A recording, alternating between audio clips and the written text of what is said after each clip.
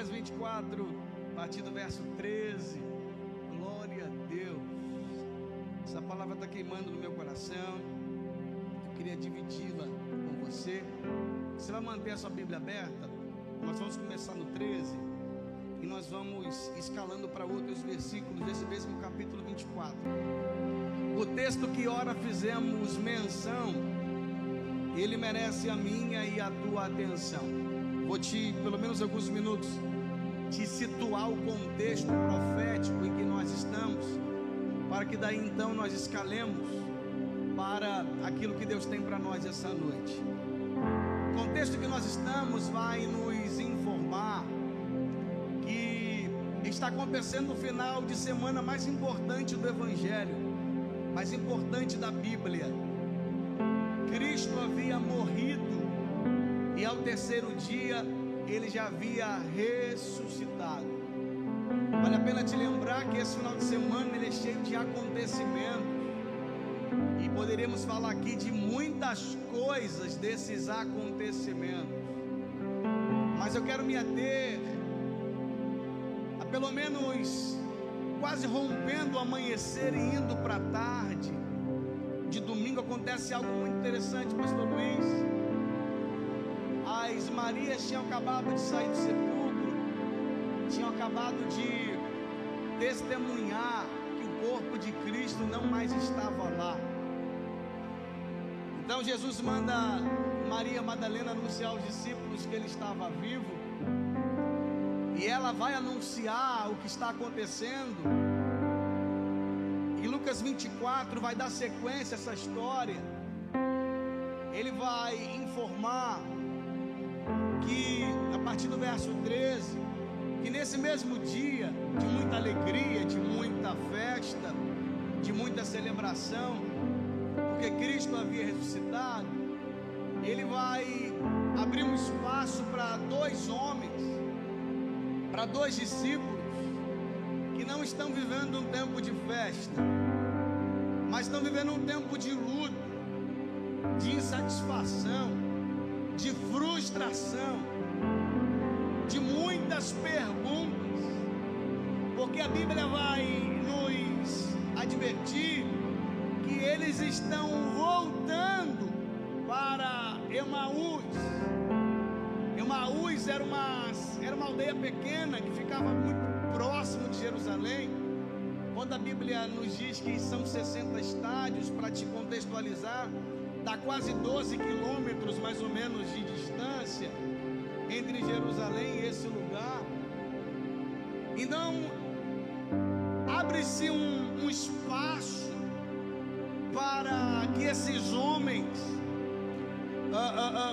pudessem ter as suas frustrações contadas. Eles estão retornando ao seu lugar de origem.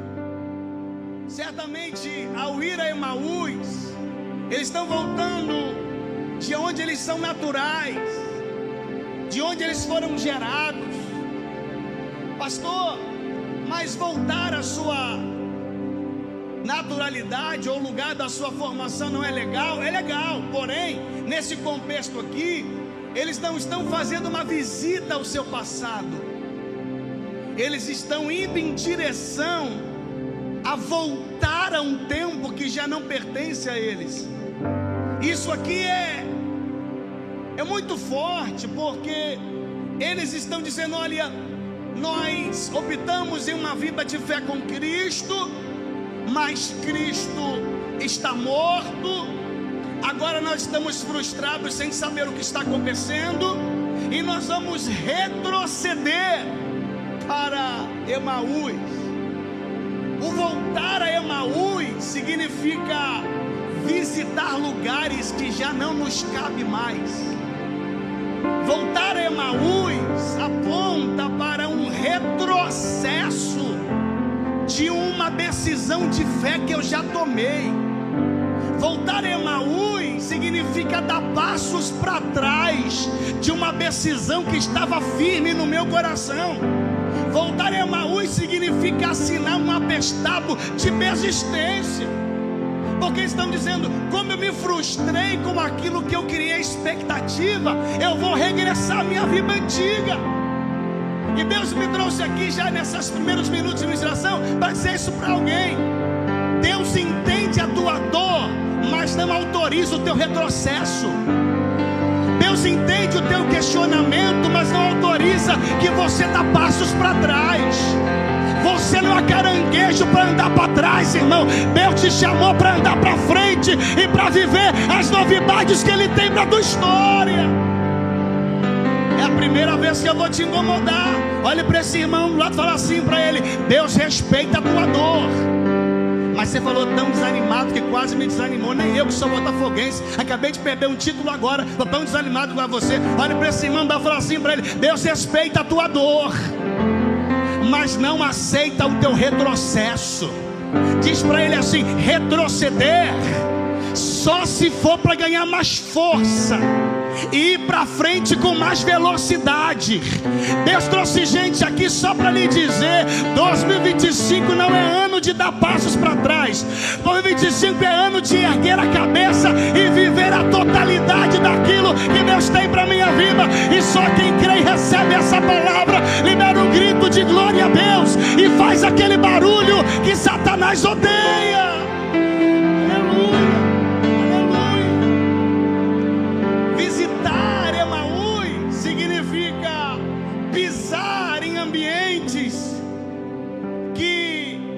Agregam mais a minha fé, mas me puxam de volta ao meu passado.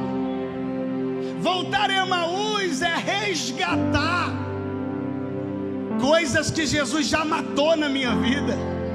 Voltar a Emaús é resgatar sentimentos que não podem mais permanecer dentro de mim. Voltar a Emaús é dizer: o que eu vivi não valeu de nada, eu estou voltando atrás. Aleluia. Pastor, o que é Emaús, pastor? É a triste rota de pessoas que decidiram desistir. É o triste caminho de pessoas que pararam de acreditar naquilo que tanto os moveu por tanto tempo. Aleluia. Mas sabe o que é lindo, pastora Ana? O domingo da ressurreição é o dia mais importante desse final de semana. E Jesus poderia estar em qualquer outro lugar, mas a Bíblia diz que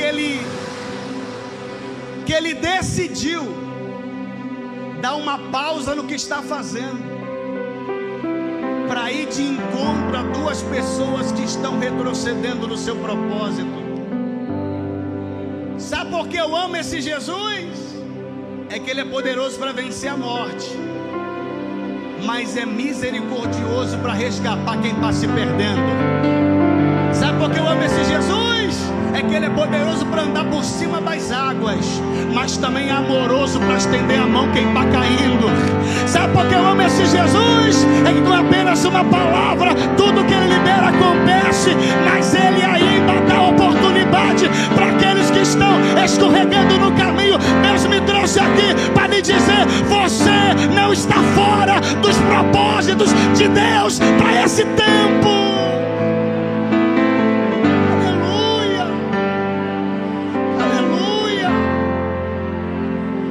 Simples, pastora Tati. Se tem dois querendo voltar, deixa eles voltarem. Levanta uma nova eleição e coloca dois no lugar de novo. Mas escute uma coisa: a casa do olheiro, ela tem até pau, mas não tem lixeira.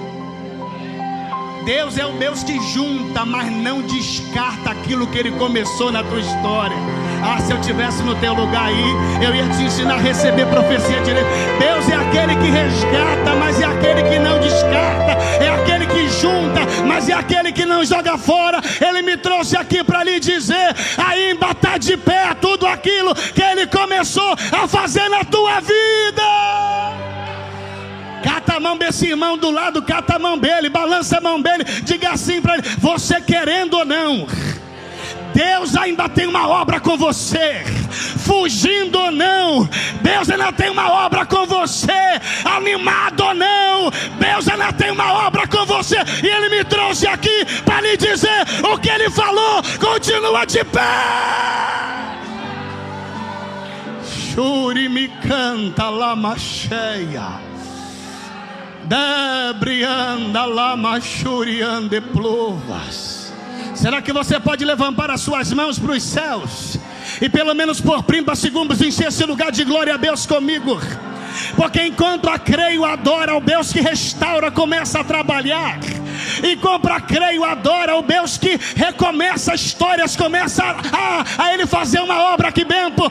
Enquanto a creio adora, uma unção de recomeço é liberada sobre essa casa. Deus me trouxe aqui para lhe dizer: 2025 não é o fim da linha. 2025 é o começo de uma jornada de milagres.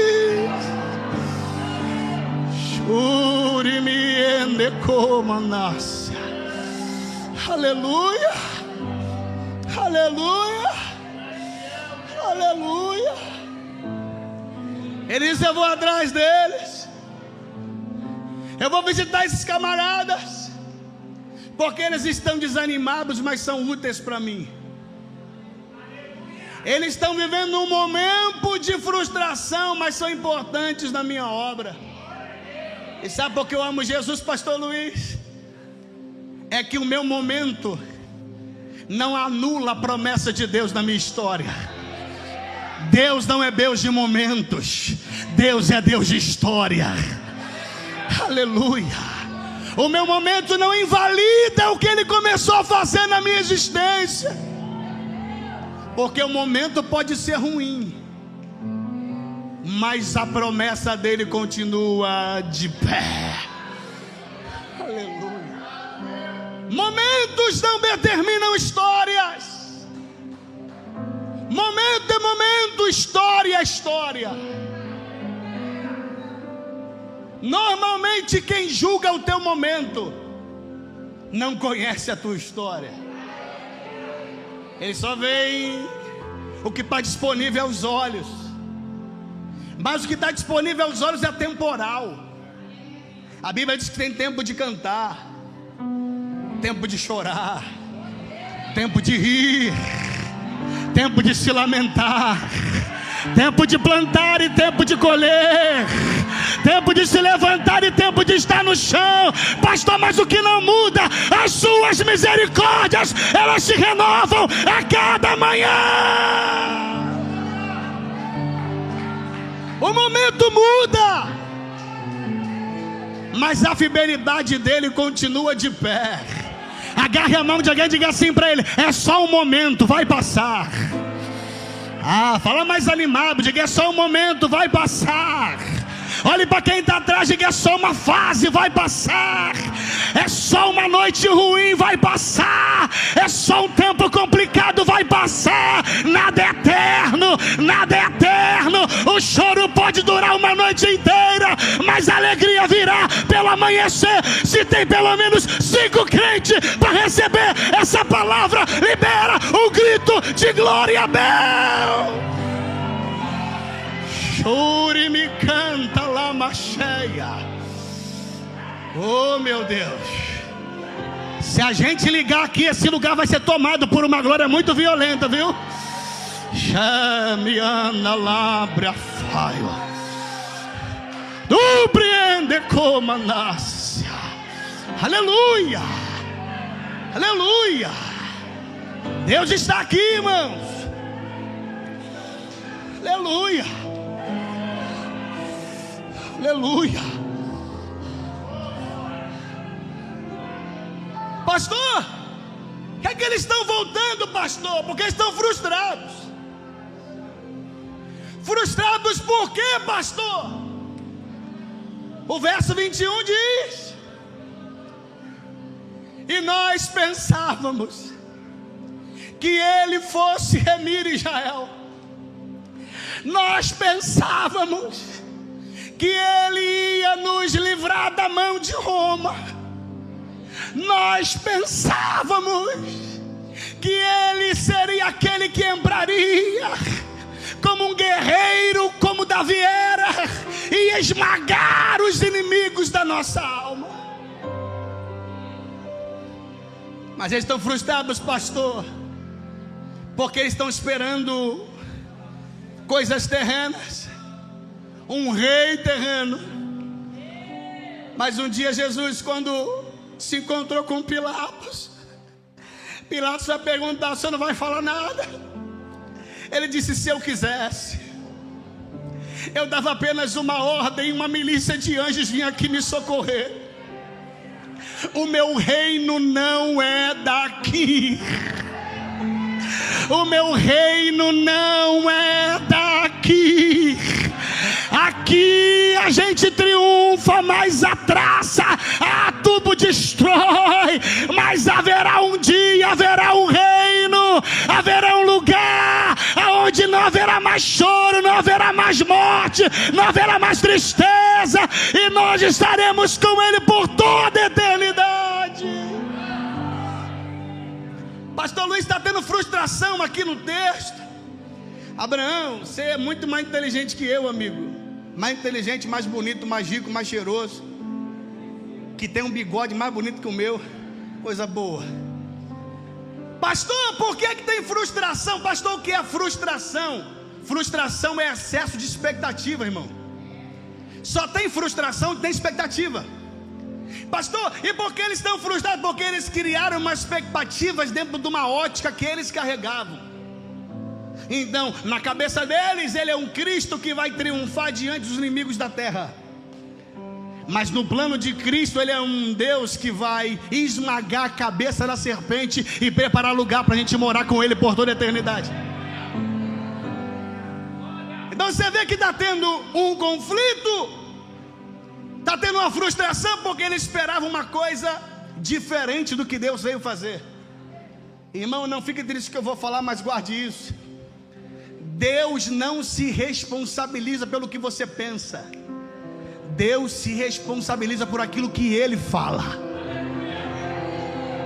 Escuta uma coisa, tem muita gente frustrada porque elas criaram um mundo imaginário que só existe na cabeça dela.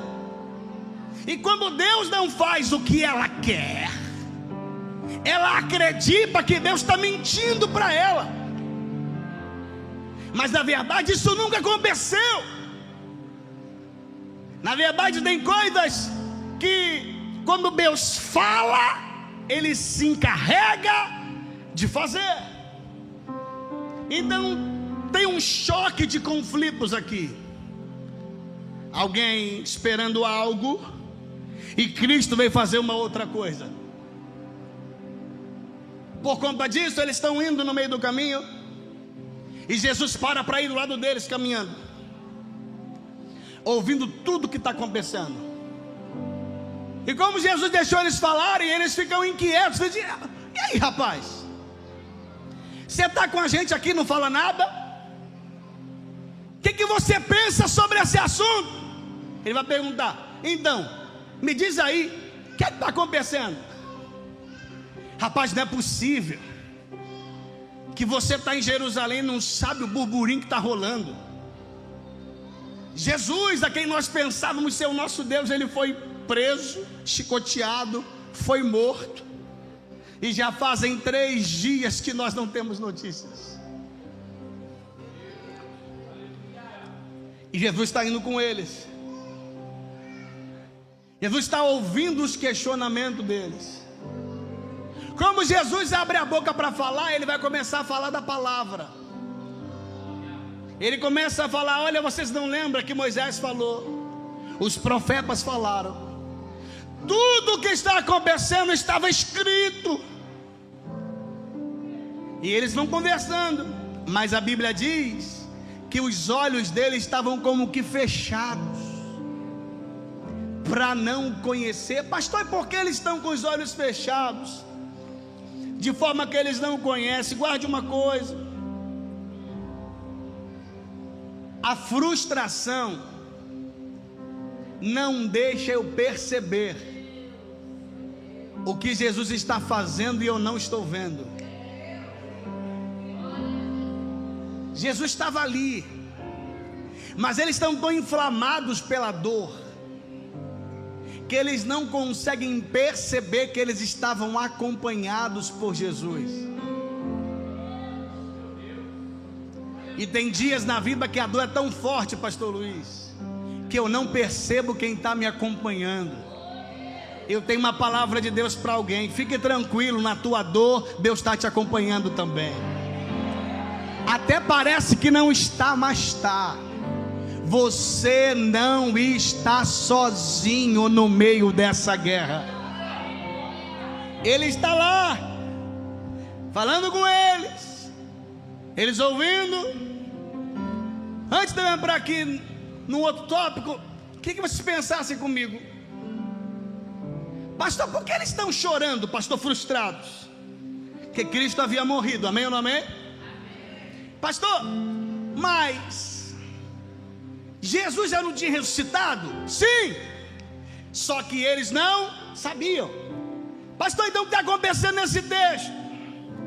Eles estão retrocedendo por coisas que eles acham que não aconteceram ainda, mas já tinham acontecido, só eles que não viram. Que tem coisas que Jesus já fez, só eu que não vi ainda. Tem coisa que eu estou chorando e estou frustrado por coisas que Jesus já fez, eu que ainda não acessei, mas já aconteceu. Olhe para esse irmão do lado, fala para ele assim: tem coisas, não, fala mais forte, diga: tem coisas que Jesus já fez, você só ainda não viu, mas já está feito, já está pronto. Aleluia. Pastor Luiz, o que eles estão chorando já tinha acontecido, Dudu. O problema é que só eles que não tinham visto ainda, porque eles estão contando a história da cesta. O jornal era velho, a notícia era antiga. Hoje ninguém mais compra jornal, irmão. Hoje você vê tudo na internet. Mas quem é um pouquinho mais de idade aí, todo dia comprar jornal, ia para saber a notícia do dia. Primeira coisa que você ia saber era, antes de olhar a notícia, deixa eu ver de que dia o jornal é. Porque se o jornal for de 4 dias atrás, a notícia é antiga. O problema é que eles estão chorando pelo que aconteceu na sexta, mas já era domingo.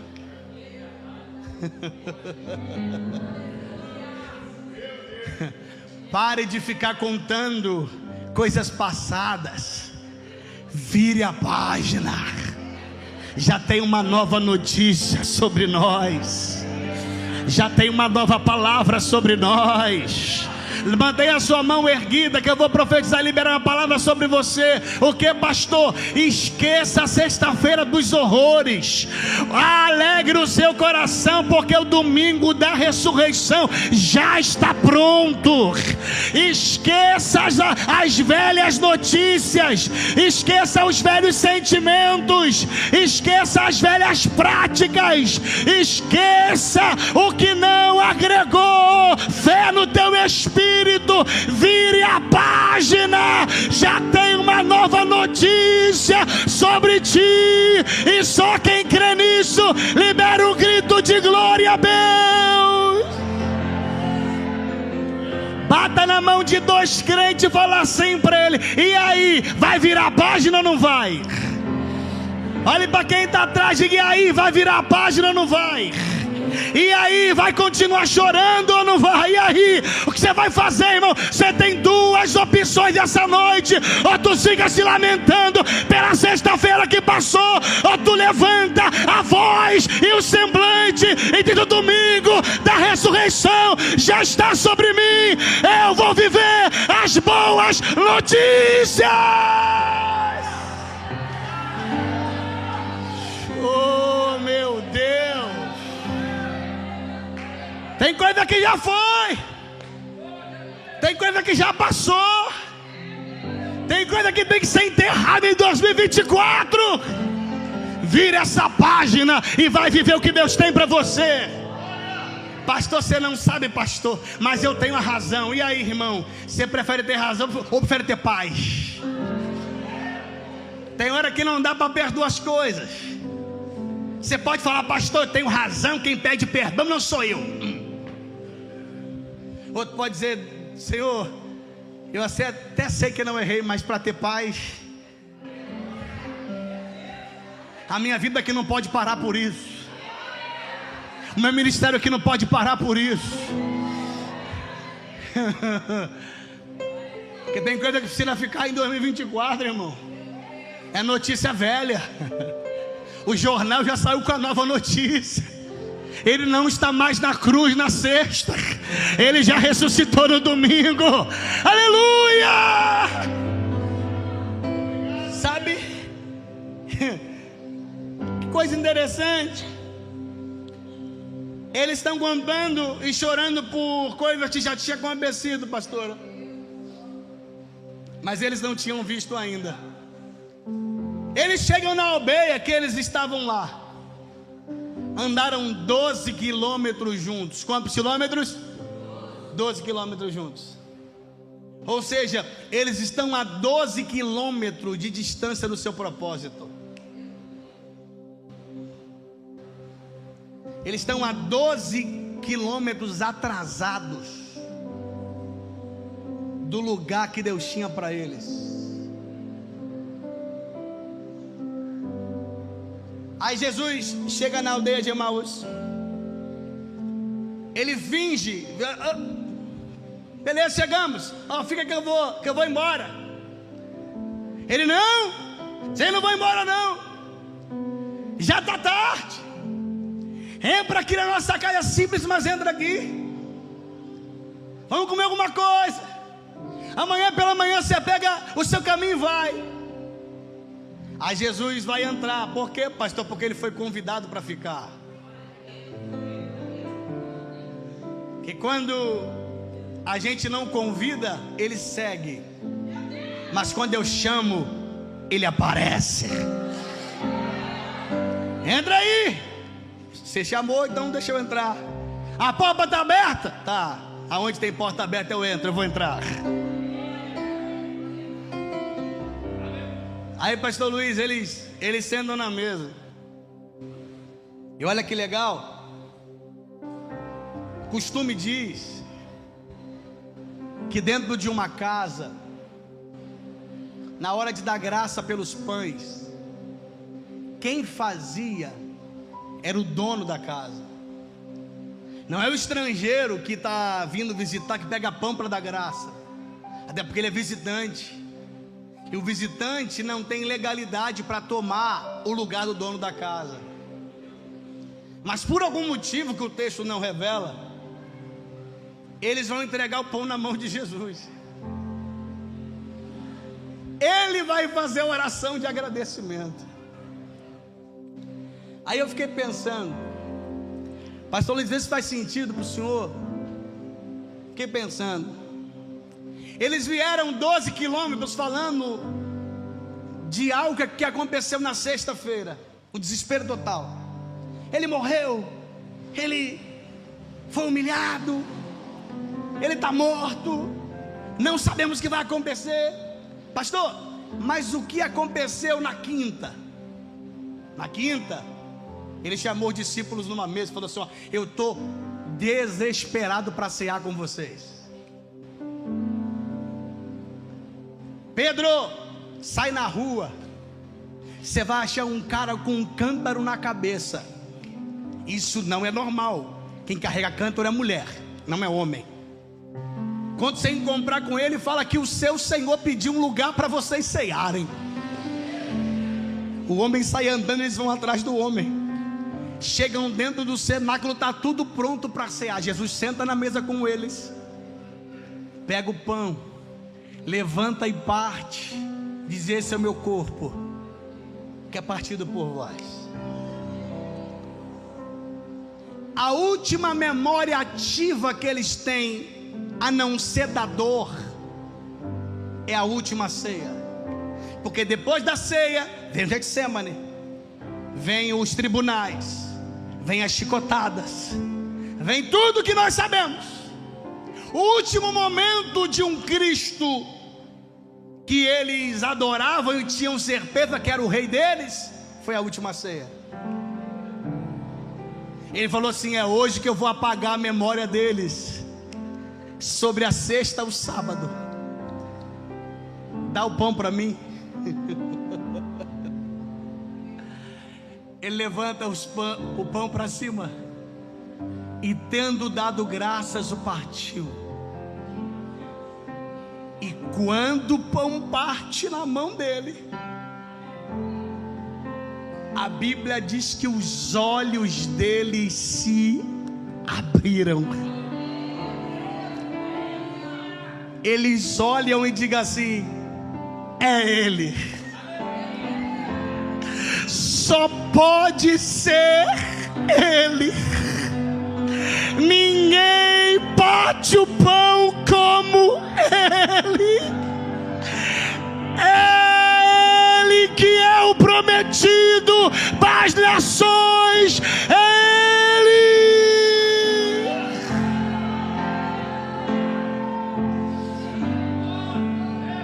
Eu só me lembro de João Batista fazendo uma fila para batizar a gente.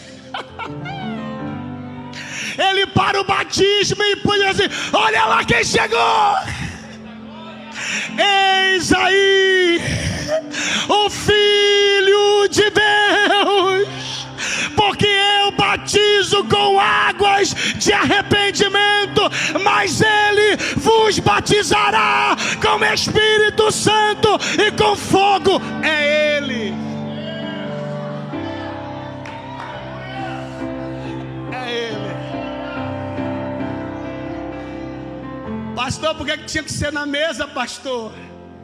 Porque a mesa é lugar de acender corações que estão se apagando. A mesa é o lugar aonde todos são apontados para olhar para Ele.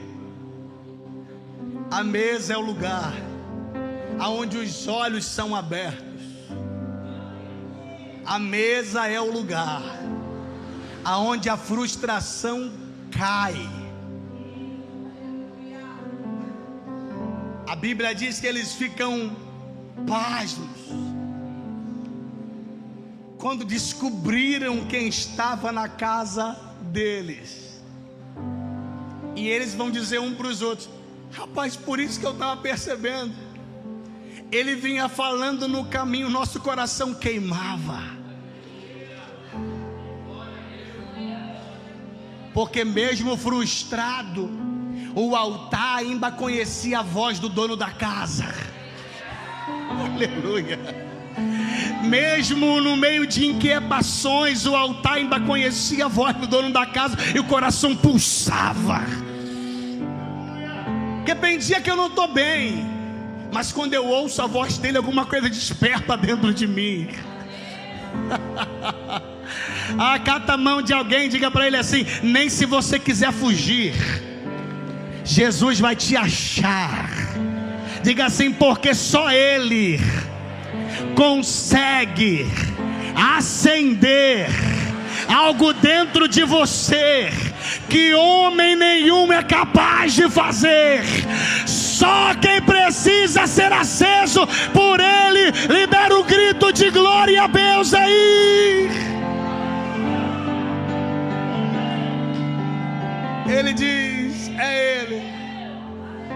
Quando Ele falava, o meu coração queimava. E eu termino para a gente orar agora. Pastor, mas quando o coração deles acendeu, pastor, entendi. Eles ficaram maravilhados. Eles entraram no mistério, pastor? Não. Saíram fazendo aviãozinho pela igreja? Não. Saíram entregando profecia na rua, pastor? Não. A Bíblia diz que eles voltaram para Jerusalém. Que como Jesus acende um altar que estava apagado, Ele não mexe apenas com o meu corpo, Ele mexe com a minha vida por inteiro. Tem coisas que só movimentam o meu corpo, mas quando a voz dele ativa a minha alma, a minha vida inteira é movimentada pelo seu poder. E eu vim aqui liberar essa profecia para alguém. Jesus vai te tocar de forma tão profunda essa noite, que a partir desse dia tudo será diferente. E antes de mudar do lado de fora, Ele vai mudar coisas dentro de você. Porque tu não sai dessa reunião apagado, tu sai dessa reunião aceso pela voz e pela chama do Espírito Santo de Deus. Deus precisa mexer em coisas dentro de nós. E tem coisa que ainda que um bom conselho seja dado, não ativa coisas dentro de mim. Mas quando a voz dele ativa algo em mim, tá para nascer demônio na terra que me pare, tá para nascer fofoca que me pare, tá para nascer levante que me pare. Porque, pastor, eu estou inflamado pela chama do Espírito Santo. Bata na mão de dois e fala assim: nada mais vai te parar. Nada mais vai te parar. Olhe para quem está atrás, diga: nada mais vai te parar. Tu vai ser aceso pelo Espírito Santo nessa conferência de verão. Ele te trouxe aqui para lhe dizer: a minha graça vai ativar em você coisas extraordinárias. E só quem crê nessa palavra libera um grito de glória a Deus. Ele ativa em mim coisas. Quando o meu coração é ativado por Ele, tudo começa a mudar. Eu queria que você se colocasse de pé. Queria que você se colocasse de pé. Fica de pé, mas não anda, não conversa, não desliga, não vai beber água. Receba o que Deus tem para a sua vida essa noite. Queria convidar aqui o Ministério de Louvor comigo para me ajudar. Queria que você fechasse os teus olhos. Que você fechasse os teus olhos. A gente vai cantar que é Ele, por Ele, que estamos gastando a nossa vida. Será que você pode fechar os teus olhos? Essa noite Deus tem uma proposta muito clara para algumas pessoas. Ele não vai deixar a gente errar o alvo. O poder dele vai nos visitar. Pastor, mas eu pensei que quem errava o alvo era só quem estava afastado da igreja. Quem foi que disse? Dá para se perder aqui dentro. Dá para esfriar aqui dentro. Dá para apagar vindo para todos os cultos. Dá para se frustrar mesmo nesse ambiente de glória. Mas quando Deus nos toca, quando Deus muda o nosso caminho, quando a chama dele acende o nosso coração, nós não andamos na direção errada. Nós voltamos para o lugar do nosso propósito. O que os discípulos não entendiam é que Emaús não era o lugar do seu propósito. Jerusalém era o lugar do seu propósito. E tem hora que nós queremos pegar atalhos, queremos vestir roupas e armaduras que não combinam com a gente. Tem coisas que não cabem em nós, porque eu não sou todo mundo, eu não faço o que todo mundo faz, eu não ando na mão do que aquilo que todo mundo está fazendo. Porque Deus tem uma obra específica com você. E Deus me trouxe aqui porque Ele está preocupado com a tua vida. Está preocupado como anda a tua vida espiritual. Está preocupado como anda a tua prioridade. Está preocupado como anda esse coração que tem sido afligido e ficado tóxico por conta de coisas que você tem ouvido e visto ao longo desses dias. Mas Ele me trouxe aqui, te trouxe aqui para lhe dizer que Ele não abre mão de você, que você faz parte do plano dEle, que Ele ainda tem uma obra contigo nessa terra, que Ele ainda tem promessas para cumprir sobre sobre a tua história, que Ele ainda está interessado em te usar de uma maneira extraordinária nesse bairro, na sua família e nessa nação. Ele te trouxe até aqui para dizer que não vai deixar você apagar, que a chama dele vai te visitar essa noite, que o poder dos poderes vai te encontrar essa noite, que a chama do Espírito vai ser ativada no seu interior, que um fogo que queima no nosso peito será ativado de novo, e a glória da última casa vai ser muito maior do que a primeira. Será que tem alguém que crê nessa palavra para encher esse lugar de glória? Será que tem alguém que precisa receber esse óleo fresco sobre a tua cabeça? Eu queria te convidar a encher esse lugar de celebração, a encher esse lugar de súplica, a encher esse lugar de lágrimas, a encher esse lugar de reverência ao nome dEle. Chora, bandara, bachuri, andalama. Emaús não é o teu lugar. Emaús não é o teu lugar.